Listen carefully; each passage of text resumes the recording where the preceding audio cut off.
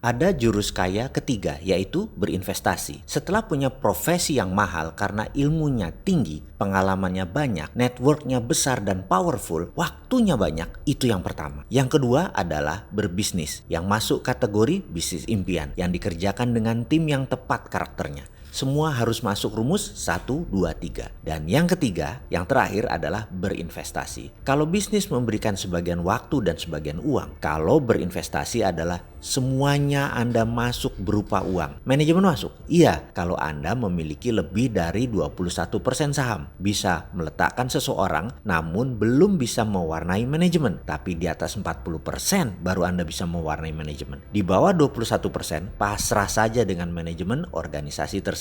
Karena itu memilih perusahaan yang manajemennya bagus, sistemnya bagus, SDM-nya bagus, pasarnya luas, kompetitornya sedikit, produknya unik dan unggul, permintaannya tumbuh terus setiap tahunnya, bahkan trendsetter.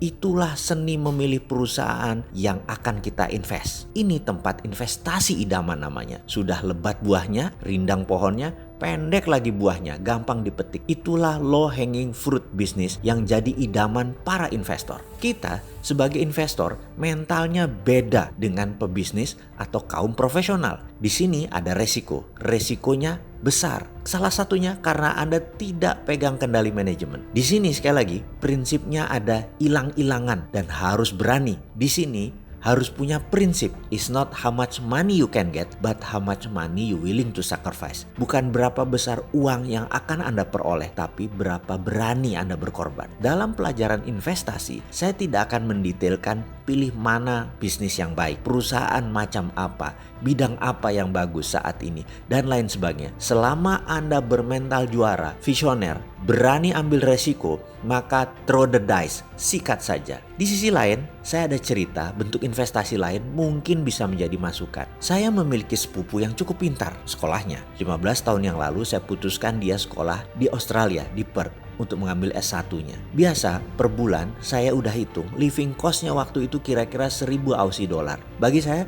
sangguplah 4 tahun membiayai dia. Lalu biaya sekolah per semester kira-kira 8.000 Aussie dollar. Oke juga, nggak masalah. Saya sanggup waktu itu. Setibanya di Perth, saya suruh dia cari rumah 3 atau 4 kamar yang jaraknya 30 menitan paling jauh dari kampusnya. Dan akhirnya dapat sebuah rumah yang sangat bagus. 15 menit kira-kira dari kampus. Cukup dekat. Daerahnya bagus, keren, aman. Harga rumahnya kira-kira 120.000 Aussie dollar. Saya kemudian bayar. Saya beli rumah tersebut. Saya DP 20.000 dolar. Lalu cicilannya 2.000 dolar per bulan. Saya minta sepupu saya tadi cari roommate. Dapatlah dia 3 anak Indonesia dan terkumpullah 2.000 dolar. Terbayar. Jadi praktis saya tidak membayarkan uang bulanan tersebut karena dari uang rental tadi 2.000-nya langsung buat cicilan, Bang. Singkat cerita, dia selesai sekolah. Rumah masih disewain ke anak-anak Indonesia yang sekolah di sana. Dan 2 tahun kemudian saya jual rumah tersebut yang cicilannya selama 6 tahun sudah membayari 80% harga rumah tersebut. Saya tinggal punya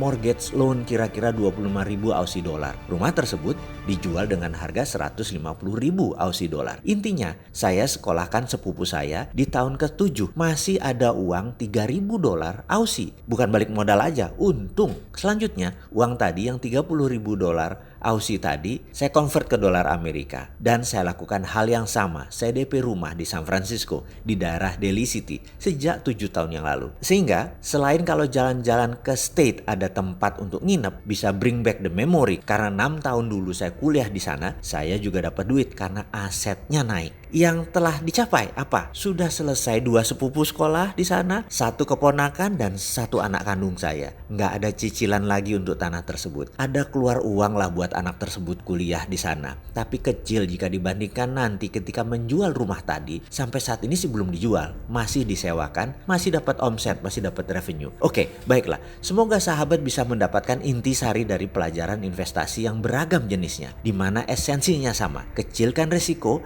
namun willing to sacrifice. Selamat melempar dadu.